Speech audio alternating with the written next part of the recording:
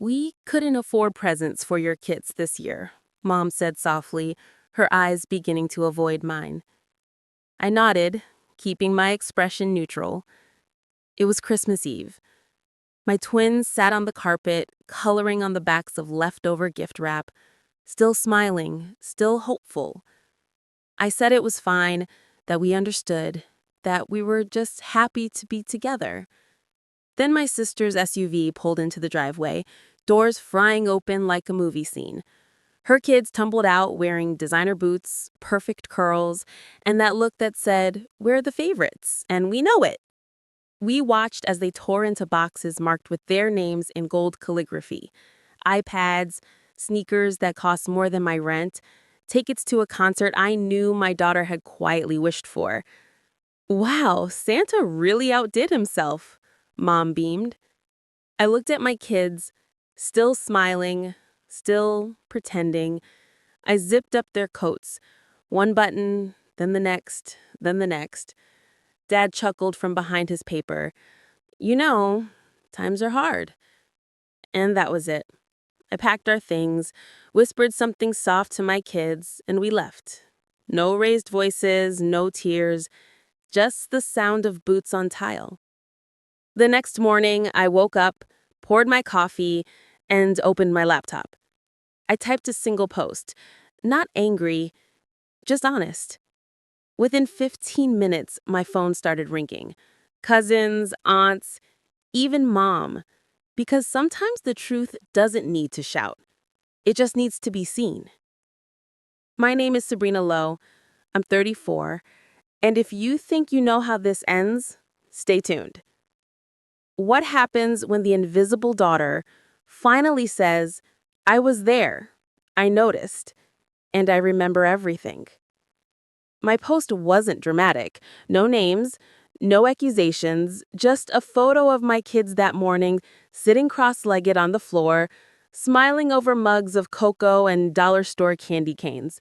Captioned, "No iPads, no designer sneakers, just love, warmth, and the quiet strength of children who are used to being last." It spread like a match dropped in dry grass. The comments came fast, then the private messages, then the missed calls. Even my quietest cousin, the one who never likes anything, messaged me. "I always wondered how you handled it. I see you now." By noon, Mom texted, "Why would you embarrass us like that? You made it look like we don't love your kids. You could have just talked to me." But I had talked. Every year, every holiday, every overlooked birthday and forgotten milestone. I talked when I offered to host, when I asked for fairness, when I sent handmade gifts for their grandkids and got silence in return. She only heard me when other people did. I responded with a single line. "You said you couldn't afford them, but somehow you always find room in the budget for favorites." No reply. Just 3 little dots typing, then disappearing. By evening, my sister had joined in. "That post was passive-aggressive. You ruined Christmas for Mom." I didn't reply to her either, because Christmas had already been ruined when 2 kids sat quietly in the corner, unwrapping nothing but silence. I wasn't bitter. I was done. And once a mother decides she's done watching her children be made invisible, she becomes someone you can't guilt back into silence. The next morning, I got a knock at the door. Not a call, not a text, a real knock. Soft, hesitant. I opened it to find my Aunt Vanessa, the peacemaker of the family, always neutral, always smiling, always quick to say, "Let's not make drama." She held a tin of stale cookies and a look that said, "I'm not here for them. I'm here to clean up their mess." She said, "I just came to check in. You know your mom's heart is broken, right?" I said nothing. Let her keep going. "She's been crying for days. Your sister's furious. Your post made them look like villains." Then, maybe, I said calmly, They should stop writing themselves into that role. She blinked, that fake smile faltering, the moment where words start to lose control. They love your kids, Sabrina. You know that. No, I said. They love being seen loving my kids. When it's convenient, when there's a camera, when it costs nothing. She sat on the edge of the couch like she couldn't stay long but didn't want to leave empty-handed. Why not just let it go? She asked softly. I stood, walked over to the shelf, and pulled out a shoebox. Inside were 7 years of cards my kids had made. Thank you notes for gifts that never came, drawings labeled to Grandma and Grandpa, mailed with sticky fingers and hope. Not once had they been acknowledged. I placed the box in her lap. Tell her, I said. Tell her they kept showing up even when they were forgotten. Vanessa left without saying goodbye. Some silences echo longer than any scream. 2 days passed. No calls, no texts, just silence. The kind that doesn't come from reflection, but from offended pride. The kind that says, how dare you expose us, not how did you make you feel this way? And then came the Facebook post. Mom's, of course. A photo of my sister's kids holding their new iPads, captioned, so grateful to spend another magical Christmas with our beautiful grandchildren, #family, #blessed. I stared at it, not because it surprised me, it didn't, but because the caption was so perfectly, painfully curated. My children weren't in a single frame, not even in the background. Aunt Vanessa commented, such precious memories. You're the best grandparents anyone could ask for. And beneath that, silence. No one dared ask about my kids. No one dared mention their absence. So I posted again. Just one sentence. If love is measured by photos and presents, I'm glad my children are being raised to understand what love is not. It exploded again. More shares, more comments, and this time messages from people I didn't even know. I thought I was the only one. You put into words what I've carried for years. Thank you for speaking it out loud. I wasn't bitter, but I was awake. Sometimes it takes public silence to finally hear your own voice, and mine had grown tired of whispering. This wasn't a feud. It was a funeral for the version of me who kept trying to earn what should have been given freely. It wasn't long before the phone calls turned performative. First came my brother-in-law, the family's unofficial PR manager. He spoke in a low, serious voice like he was handling a scandal. Look, Sabrina, I'm sure your mom didn't mean anything by it. You know how holidays get. I let him speak. Let him stumble through faux concern and polite gaslighting. Then I asked, do you remember what my kids got for Christmas last year?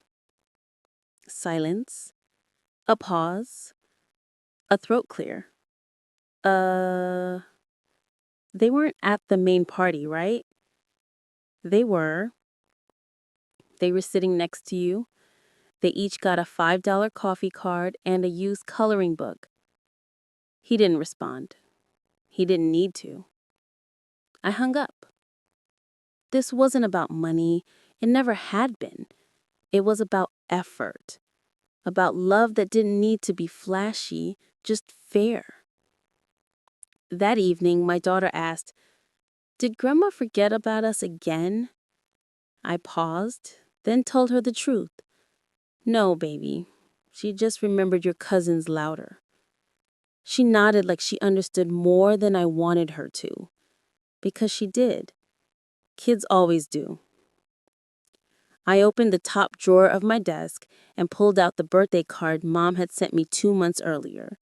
No note, no message, just happy birthday, pre-printed. She hadn't even signed it. That card had sat like a weight in that drawer ever since.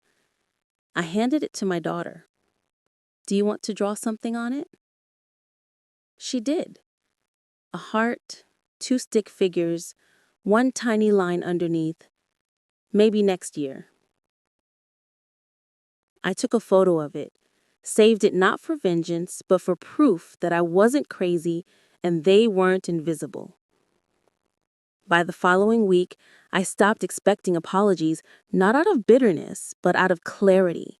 I finally understood they weren't sorry for what they did. They were sorry I said it out loud. Mom sent one last message. Families have ups and downs, but making things public, that's cruel. You've embarrassed us enough. I didn't reply, but I did open a new document titled What They Called Cruel, and I listed it, not noticing when my son spent 3 Christmases in the same hand-me-down sweater, mocking my daughter's handmade gifts while praising store-bought ones for my sister's kids, laughing when I said we couldn't afford a family cruise, telling me to relax when I asked for fairness. I wasn't keeping score. I was keeping receipts of reality. That Friday, I published a new post. Not a rant, not a drag, just a letter to the families who claim unity while practicing favoritism. We see you. Our kids see you. And no amount of group photos or holiday captions can cover the quiet sting of being the ones always left out. We're not angry anymore. We're awake. And that's more dangerous than silence will ever be. By Sunday, a new cousin reached out, one I barely knew. I shared your letter with my therapist. Thank you for being brave enough to say it. I didn't feel brave. I felt free.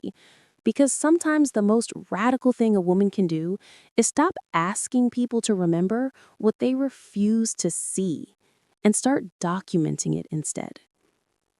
It took one final call to confirm everything I already knew. It was from my sister. I almost didn't answer, but curiosity got the better of me. Sabrina, she began, voice tight with practiced calm. Mom's been sick over this. She's not eating. She's embarrassed to go to church. You've made her look like a monster. She did that herself, I said quietly. Years ago. I just stopped covering it up. My sister sighed like I was exhausting. You're so dramatic. This could have been fixed with a single conversation. I almost laughed. Instead, I said, I tried. I talked. I gave. I forgave. But none of that ever changed how our kids were treated. They were an afterthought. So now I've stopped pretending they weren't. There was silence on the other end. Then she muttered, You've always been jealous. That was it. The old card, the favorite's defense. Jealousy. As if wanting fairness was envy. As if expecting love meant I was greedy. I didn't yell, didn't explain. I just hung up. Because some endings don't need goodbyes. They just need boundaries. That night, I sat with my kids and showed them how to write letters to themselves. I told them, write down what you're proud of, what you survived, what you want to remember, even if no one else does. My daughter asked, even the sad stuff? I said, especially the sad stuff, because if you don't write your own story, someone else will write a quieter version and leave you out of it. She nodded and kept writing, just like I had. I didn't hear from them again. No apology, no flowers, no dramatic knock on the door with teary eyes and trembling voices, just silence. But for the first time in years, it didn't feel like punishment. It felt like peace. The kind of peace that arrives when the door finally closes behind someone who never truly saw you. The kind that settles in your bones when you stop hoping for recognition that was never coming. A few months passed. We healed in small ways. Mornings became lighter. Laughter came easier. My kids no longer stared at the mailbox with cautious hope every holiday. Then one afternoon, I received an envelope. Cream-colored, thick, formal. Inside was an invitation. My sister's third baby shower. Gold embossed, theme, little royal on the way. No notes or we miss you or hope you're well, just a gift registry. Luxury brands only. iPads and Dior baby shoes. I didn't RSVP. I didn't text. I didn't feel guilty. Instead, I picked up my kids early from school. We stopped for ice cream, sat on the curb, and talked about the kind of people we wanted to be. When we got home, I handed them each a journal. I told them, write anything, what you're proud of, what you survived, what made you feel small, what helped you grow again. My daughter looked up. Even the sad parts? I said, especially those, because if you don't write them down, the world will rewrite them without you. She nodded and kept writing, just like I had. I didn't hear from them again. No apology, no flowers, no dramatic knock on the door with teary eyes and trembling voices, just silence. But for the first time in years, it didn't feel like punishment. It felt like peace. The kind of peace that arrives when the door finally closes behind someone who never truly saw you. The kind that settles in your bones when you stop hoping for recognition that was never coming. A few months passed. We healed in small ways. Mornings became lighter. Laughter came easier. My kids no longer stared at the mailbox with cautious hope every holiday. Then one afternoon, I received an envelope. Cream-colored, thick, formal. Inside was an invitation, my sister's third baby shower. Gold embossed, theme, little royal on the way. No notes or we miss you or hope you're well, just a gift registry. Luxury brands only. iPads and Dior baby shoes. I didn't RSVP. I didn't text. I didn't feel guilty. Instead, I picked up my kids early from school. We stopped for ice cream, sat on the curb, and talked about the kind of people we wanted to be. When we got home, I handed them each a journal. I told them, write anything, what you're proud of, what you survived, what made you feel small, what helped you grow again. My daughter looked up. Even the sad parts? I said, especially those, because if you don't write them down, the world will rewrite them without you. She nodded and kept writing, just like I had. I didn't hear from them again. No apology, no flowers, no dramatic knock on the door with teary eyes and trembling voices, just silence. But for the first time in years, it didn't feel like punishment. It felt like peace. The kind of peace that arrives when the door finally closes behind someone who never truly saw you. The kind that settles in your bones when you stop hoping for recognition that was never coming. Another Christmas passed, and I received an envelope. Cream-colored, thick, formal. Inside was an invitation, my sister's fourth baby shower. Gold embossed, theme, little royal on the way. No note, or hope you're well, just a gift registry. Luxury brands only. iPads and Dior baby shoes. I didn't RSVP. I didn't text. And I didn't feel guilty.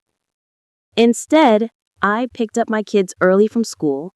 We stopped for ice cream, sat on the curb, and talked about the kind of people we wanted to be. When we got home, I handed them each a journal.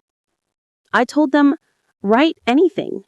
What you're proud of, what you survived, what made you feel small, what helped you grow again. My daughter looked up. Even the sad parts?